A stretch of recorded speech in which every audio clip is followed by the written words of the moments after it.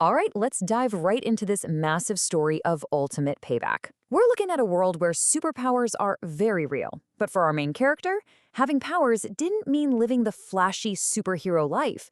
Actually, it meant living an absolute nightmare. Picture this. Our protagonist, Kim Jae-ho, is totally cornered by a bunch of goons who want to drag him back to some dark, secret facility. But instead of just giving up, Jae-ho willingly grabs two live high-voltage cables and smashes them together. He literally deep fries his pursuers and himself with a massive short circuit just to avoid getting captured. And when the smoke finally clears, this terrifying skinless skeleton simply gets right back up. So, you might be wondering, how on earth does a guy survive getting roasted by city power lines? Well, it comes down to the rules of this universe. Geo is what's known as a heart mutant. These are humans who develop these crazy mutated hearts that grant them totally unique abilities. Geo's specific power is the resurrection heart. This means his heart literally refuses to let him die. It heals pretty much any wound you can imagine, making him practically immortal. Now, immortality sounds pretty great on paper, right? But for Geo, it didn't bring him fame or fortune. It brought him exactly 10 brutal years of horrific experiments.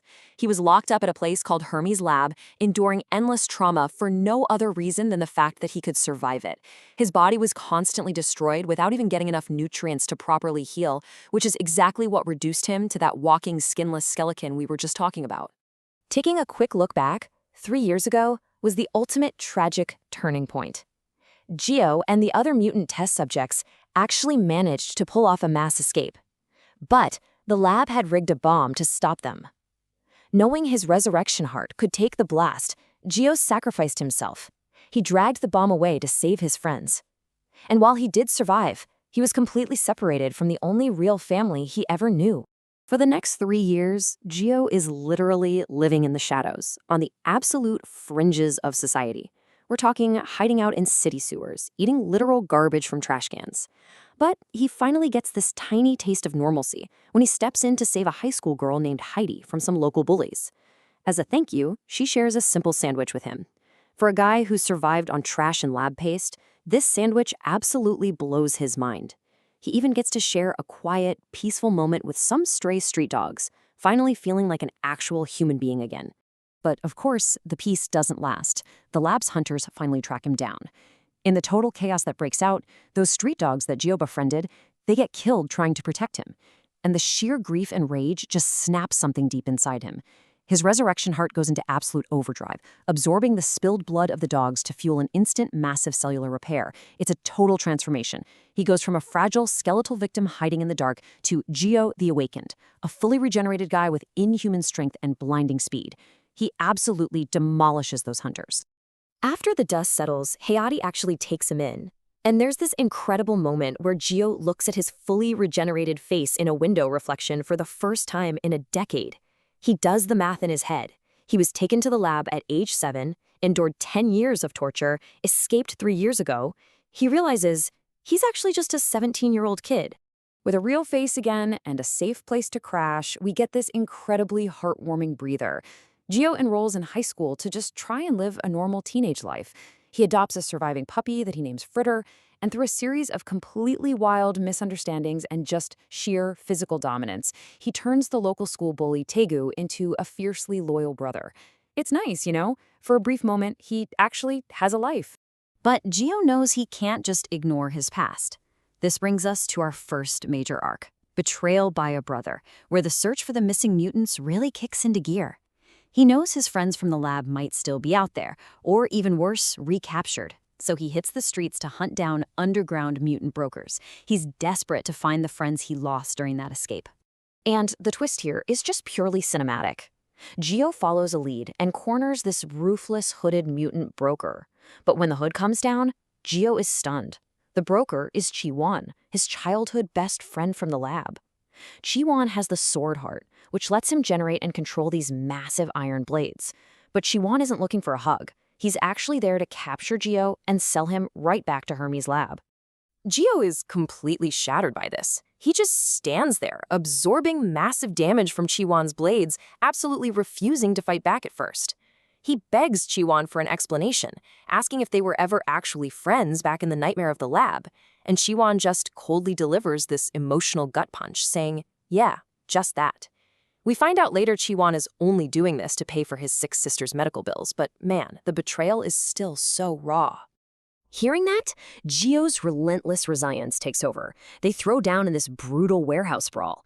Chiwon is literally using the iron-rich environment to create a massive weapon of metal spikes, but Gio absorbs Chiwon's own blood to fuel his infinite regeneration. He smashes straight through the iron defenses to claim a totally devastating, heartbreaking victory. And right as the fight wraps up, a heavily armed mutant special police task force bursts through the doors, led by none other than Hades' older sister, Hyen. Hyen reveals she's also hunting Hermes' lab and wants Gio on her team. But she needs to know if he's actually ready to take on a massive shadow organization. So she tests him by handing him a grip dynamometer. Gio casually squeezes it and completely shatters the device, which, by the way, was built to withstand 500 kilograms of force. So yeah, he officially registers as a high-rank mutant.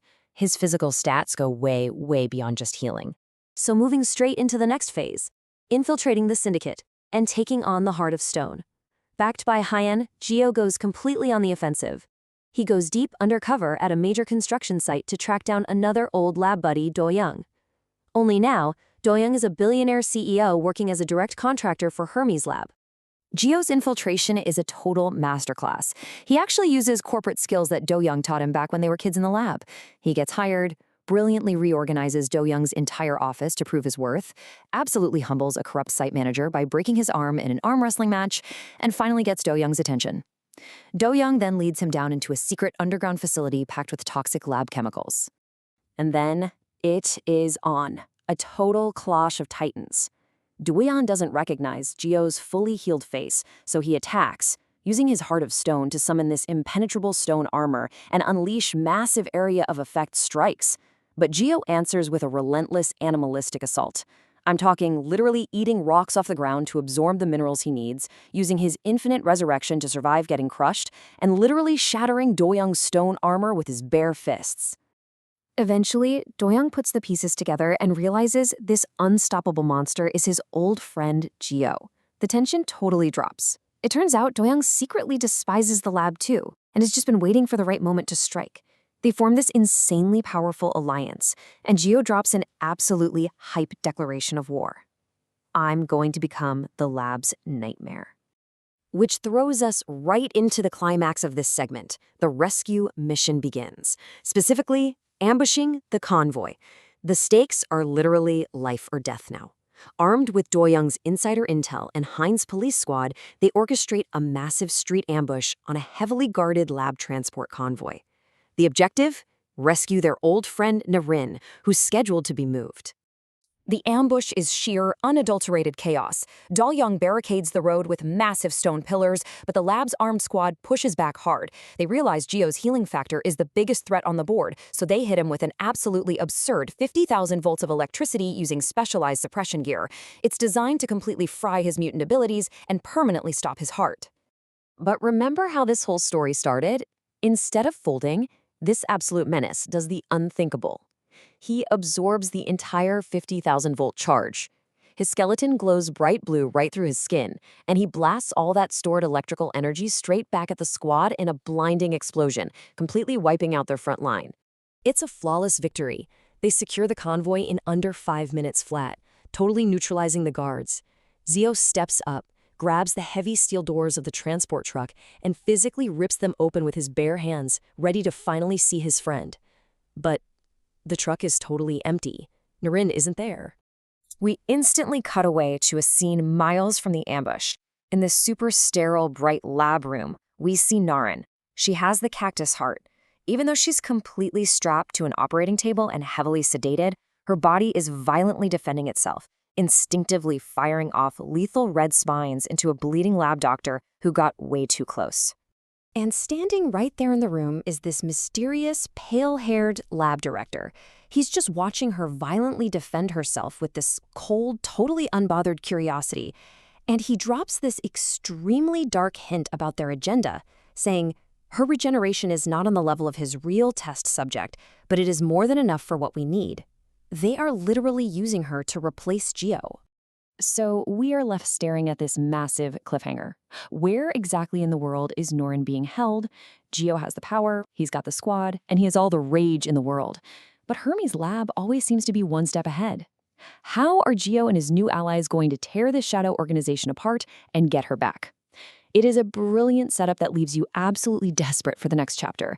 Thanks for hanging out for this breakdown. Keep exploring, and we'll see you next time.